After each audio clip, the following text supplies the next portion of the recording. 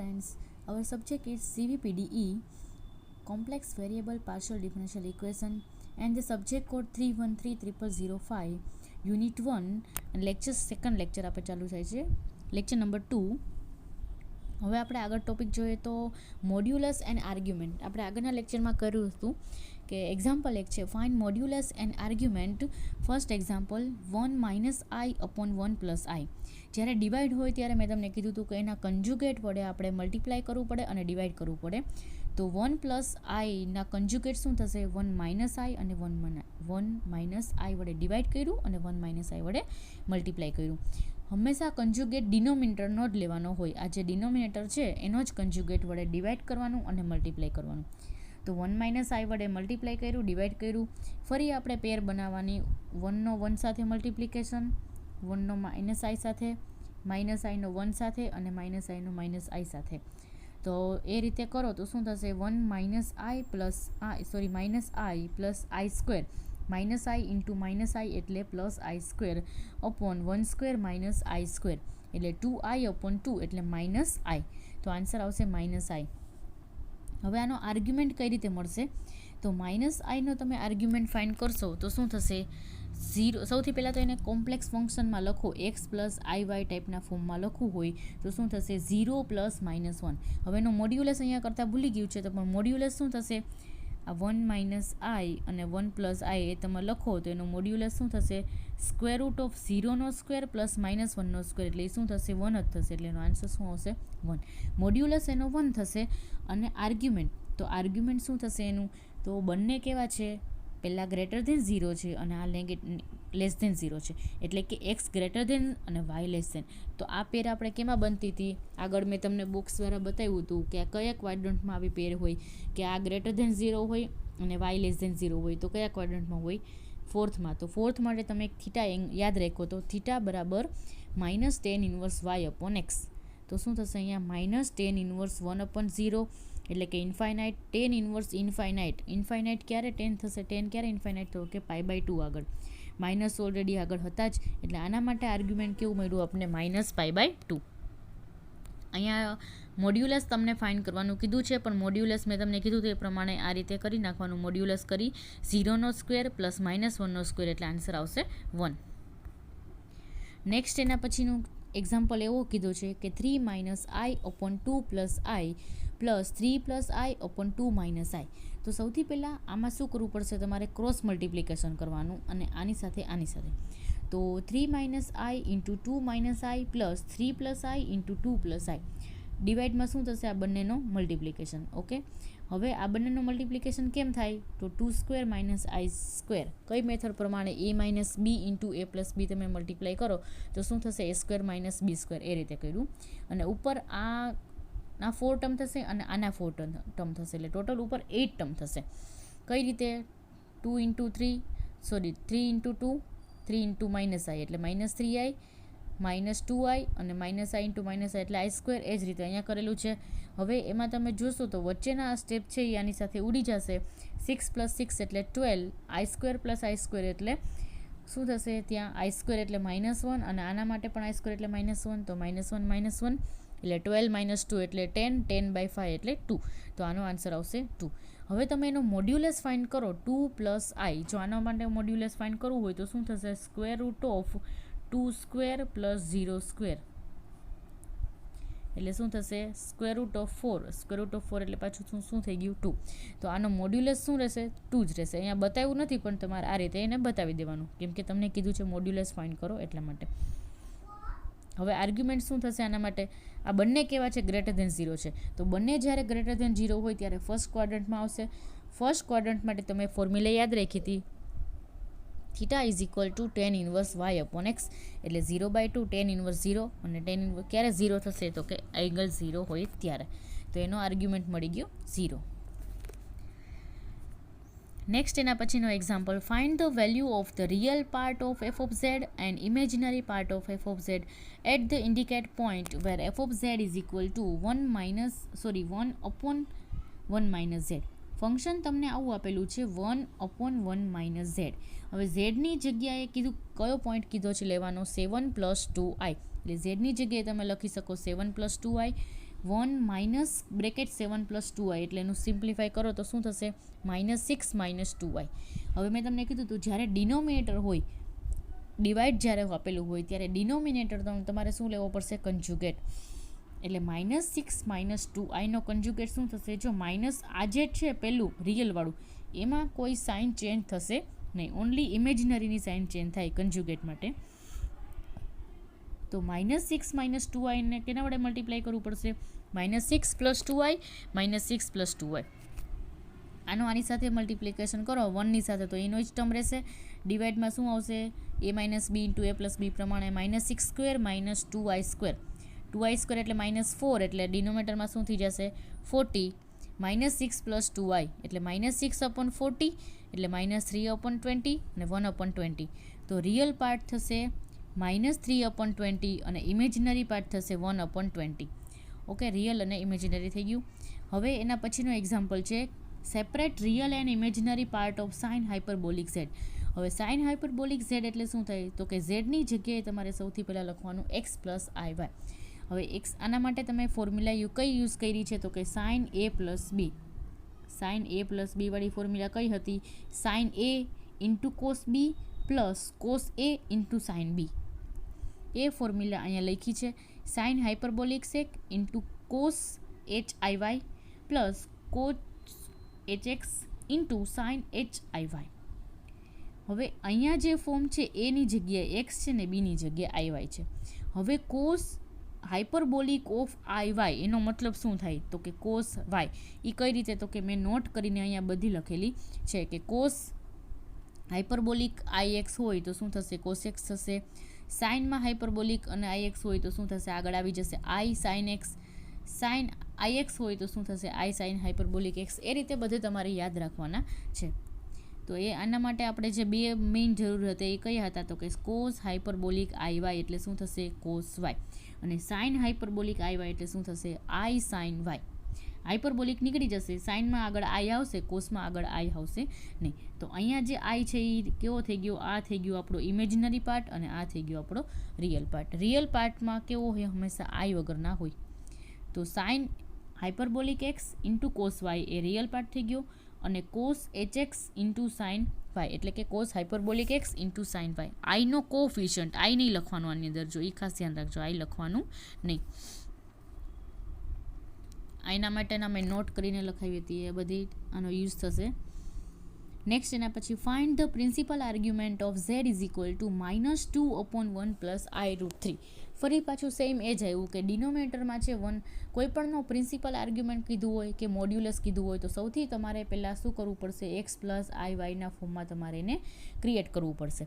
તો અહીંયા જે છે 1 પ્લસ i√3 એનો તમારે શું લેવો પડશે, કન્જ્યુગેટ લેવો પડશે. તો 1 પ્લસ i√3નો કન્જ્યુગેટ થશે 1 minus i√3 upon 1 minus i√3. તો ફરી તમારે શું કર્યું, આને આની સાથે મલ્ટીપ્લિકેશન કરો તો આ રીતે થશે. ડિવાઇડમાં a minus B a plus B વાળી ફોર્મ્યુલા યુઝ કરી એટલે 1 પ્લસ 3 એટલે 4 થશે. રિયલ પાર્ટ અને ઇમેજિનરી અલગ પડ્યું એટલે આ થઈ ગયું તમારું x -1/2 અને આ થઈ ગયું આઈનો કોફિશિયન્ટ √3/2 એટલે કે y થઈ ગયું. પ્રિન્સિપલ આર્ગ્યુમેન્ટ હવે તમે યાદ કરો તો આ નેગેટિવ છે અને આ ગ્રેટર ધેન છે. તો 4 ક્વાડ્રન્ટમાંથી એવું કઈ જગ્યાએ બને છે, x નેગેટિવ અને y ગ્રેટર ધેન. તો એવું ક્યાં બનશે તો કે સેકન્ડ ક્વાડ્રન્ટમાં. સેકન્ડ ક્વાડ્રન્ટ માટે તમારે ફોર્મ્યુલા યાદ રાખી હતી pi minus tan inverse y upon x એટલે પાઈ માઇનસ ટેન ઇન્વર્સ √3 એટલે આન્સર આવશે 2π/3. વાયની જગ્યાએ √3/2 લખ્યા છે અને એક્સની જગ્યાએ 1/2 લખ્યા છે અને 2 કેન્સલ થશે એટલે √3 અહીંયા આવશે અને ટેન ઇન્વર્સ √3 એટલે થશે π/3 અને પાઈ માઇનસ π/3 એટલે 2π/3. Find real and imaginary part of f of z is equal to z² plus 3z. જો આ રીતના પણ ક્વેશ્ચન પૂછાય તો ઝેડની જગ્યાએ તમારે શું લખી નાખવાનું, x પ્લસ iy. હવે x પ્લસ iy નો હોલ સ્ક્વેર એટલે કઈ ફોર્મ્યુલા થશે, a પ્લસ બીના હોલ સ્ક્વેરની, a² plus 2ab plus b². એ પ્રમાણે થશે x² plus 2ixy plus iy નો square plus 3x plus 3iy. અહીંયા i વગરના અલગ પાડ્યા અને i વાળા જુદા પાડ્યા તો રિયલ પાર્ટ થશે x² minus y² plus 3x અને ઇમેજિનરી થશે 2xy પ્લસ 3y. ઓકે, હવે એના પછી ડી મોર્વેનો નિયમ છે cos theta plus I sine theta raise to n હોય તો તમે શું લખી શકો કોસ એન થીટા પ્લસ આઈ સાઇન એન થીટા. જો અહીંયા થોડીક ભૂલ થઈ ગઈ છે મારાથી, એન થીટા હોવું જોઈએ, બંનેમાં એન લાગે આ રીતે કોસ એન થીટા પ્લસ આઈ સાઇન એન થીટા. અને જો માઇનસ હોય તો પણ તમે શું લખી શકો cos n theta minus I sine n theta. અને જો પેલા સાઇન હોય તો તમારે શું કરવું પડશે એના માટે π/2 કોસ π/2 માઇનસ થીટા અને સાઇન કોસ સાઇનને તમારે સૌથી પહેલાં શેમાં કન્વર્ટ કરવું પડશે કોસમાં. તો ફોર્મ્યુલા યાદ રાખવાની કે સાઇન થીટા બરાબર શું લખી શકો તમે કોસ π/2 માઇનસ થીટા. સાઇનને તમારે કોસમાં કન્વર્ટ કરવું હોય તો આ તમારે યાદ રાખવું પડશે sine theta is equal to cos π/2 minus theta અને cos theta is equal to sine π/2 minus theta. તો આ તમારું ફરી CIS વાળું ફોર્મ થઈ ગયું. ખાસ યાદ રાખવાનું કે ડી મોર્વેના નિયમમાં CIS હોવું જોઈએ, પેલો C પછી I અને પછી S. SIC હોવું જોઈએ નહીં. જો આવું હોય તો તમારે એને CISમાં કન્વર્ટ કરવાનું રહેશે. ઓકે, ફરી પાછો ડી મોર્વેનો નિયમ યુઝ કર્યો. રેસ ટુ એન હતો તો એને આપણે શું કર્યું ડી મોર્વેના નિયમ પ્રમાણે બંનેને એન વડે મલ્ટીપ્લાય કર્યો. જો બંનેનો જે થીટા હોય એને એન વડે મલ્ટીપ્લાય કર્યો એટલે cos N π/2 minus theta plus આઈ સાઇન એન π/2 માઇનસ થીટા. હવે તમને એક એક્ઝામ્પલ કીધો છે cos 3 theta minus I sine 3 theta square into cos 7 theta plus I sine 7 theta raise to minus 3 cos 5 theta plus I sine 5 theta raise to 6 cos 2 theta minus I sine 2 theta raise to minus 5. હવે અહીંયા તમે જોશો તો 3 જે છે એ minus વચ્ચે છે એટલા માટે એની ઘાત કેવી કરી નાખી છે માઇનસ. શું કામ? કેમ કે તમે કોસ ઓફ માઇનસ 3 થીટા લખી શકો અને પ્લસ આઈ સાઇન માઇનસ 3 થીટા લખી શકો. આગળ એક ફોર્મ્યુલા આવશે કે સાઇનમાંથી હંમેશા માઇનસ બહાર નીકળે, કોસમાંથી માઇનસ બહાર નીકળે નહીં. એટલે કે કોસ ઓફ માઇનસ થીટા હોય તો એને તમે શું લખી શકો કોસ થીટા લખી શકો, પણ સાઇન ઓફ માઇનસ થીટા હોય તો તમે એને શું લખી શકો માઇનસ સાઇન થીટા. આ બે ફોર્મ્યુલાનો યુઝ કરીને આપણે અહીંયા -3 છે એ ક્યાં જવા દીધા ઉપર, આ 7 ડાયરેક્ટ ઉપર વયા ગયા, આ 5 પણ ઉપર વયા ગયા અને અહીંયા શું ઉપર જશે 2 ની જાય શું -2 જશે. શું કામ? વચ્ચે કેવા છે માઇનસ, તો વચ્ચે માઇનસના પ્લસ કરીને -2 ક્યાં જવા દીધા ઉપર. તો હવે આના પછીનું સ્ટેપ કેવું આવશે, આ ઘાતનો કેવો થશે મલ્ટિપ્લિકેશન. તો તમે જોશો તો અહીંયા થશે 6 7 તેરી 21 એટલે -21, 5 × 6 એટલે કેટલા થશે 30 અને 5 × 2 એટલે કેટલા થશે 10. તો અહીંયા 10. હવે ઉપર -6 -21 અને અહીંયા 30 અને 10, તો 30 અને 10 ઉપર જશે તો કેવા થશે -30 -10. સિમ્પ્લિફાઈ કરો તો આન્સર શું આવશે -67. તો આન્સર આવશે cos 67 theta minus i 67 theta. Next એના પછીનો એક્ઝામ્પલ છે simplify 1 plus sine theta plus i cos theta upon 1 plus sine theta minus i cos theta raise to n. તો હવે સૌથી પહેલાં શું કર્યું છે 1 plus sine theta plus i cos theta એનું સિમ્પ્લિફાઈ કર્યું છે. અહીંયા 1 છે આગળ 1 પ્લસ સાઇન થીટા. તો સાઇન થીટા મેં તમને શું કીધું હતું CIS હોવું જોઈએ, પહેલાં C હોવું જોઈએ. તો સાઇનને શેમાં કન્વર્ટ કર્યું કોસ π/2 માઇનસ થીટામાં અને કોસને શેમાં કન્વર્ટ કર્યું સાઇન π/2 માઇનસ થીટા. હવે અહીંયા ફોર્મ્યુલા યુઝ કરી છે 1 plus cos theta. 1 plus cos theta એટલે શું થાય 2 કોસ સ્ક્વેર થીટા/2. તો એ પ્રમાણે 2 કોસ સ્ક્વેર આ આખી જે થીટા છે ને /2 કરવાનું એટલે ડિવાઈડ 2 કરવાનું. તો π/4 માઇનસ થીટા/2 અને અહીંયા જે ફોર્મ્યુલા છે એ કોની ફોર્મ્યુલા છે સાઇન 2 થીટા હોય તો શું થઈ જાય 2 sine theta into cos theta. એટલે કે અહીંયા જે એંગલ હોય એનો અડધો એંગલ થઈ જાય. તો અહીંયા એંગલ કયો છે π/2 માઇનસ થીટા, તો એનો અડધો એંગલ કયો થાય π/4 માઇનસ થીટા/2 π/4 માઇનસ થીટા એટલે કે 2 CS થઈ જશે 2 સાઇન ઇન્ટુ કોસ. ફરી એમાંથી આ કોસ π/4 માઇનસ થીટા/2 કોમન નીકળશે, વચ્ચે આ ફોર્મ ઇકોનું ફોર્મ થયું તો કે વચ્ચે પ્લસ હોય ત્યારે. તો અહીંયા માઇનસ હોય તો ડિફરન્ટ કેટલો રહેશે પ્લસની જગ્યાએ અહીંયા માઇનસ થઈ જાય. સેમ આ જ સિમ્પ્લિફાઈ કરવાનું, પણ અહીંયા જો પ્લસ હોય તો પ્લસ અને માઇનસ હોય તો માઇનસ. તો સિમિલારિટી કરીને મેં આ લખી નાખ્યું છે. હવે બંનેને શું કરવાનું છે આ ટર્મમાં મૂકી દો તો આ રીતનું થશે. આ આખું કેન્સલ થશે એટલે એ ટર્મ લખતા જ નથી. જે માઇનસવાળું હોય જ્યારે હંમેશા આ રીતે હોય કોસ થીટા, અહીંયા જે માઇનસ છે એને તમારે જો ઉપર લઈ જવું હોય તો એ શું થઈ જશે પ્લસ. એવી ફોર્મ્યુલા છે. આવી રીતે હોય 1 plus cos theta minus I sine theta હોય તો તમે એને કેમ લખી શકો કોસ થીટા પ્લસ આઈ સાઇન થીટા આવું લખી શકો તમે. 1 અપોન હોય તો એને ઉપરમાં આવી રીતે લખી શકો.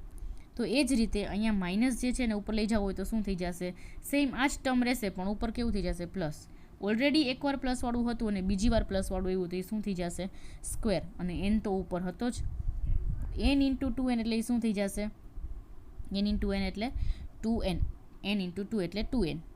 ફરી આ જે ડી મોર્વેના નિયમ પ્રમાણે 2n છે આની સાથે પણ ગુણાશે અને આની સાથે પણ ગુણાશે. તો એ જ પ્રોસેસ કરી છે.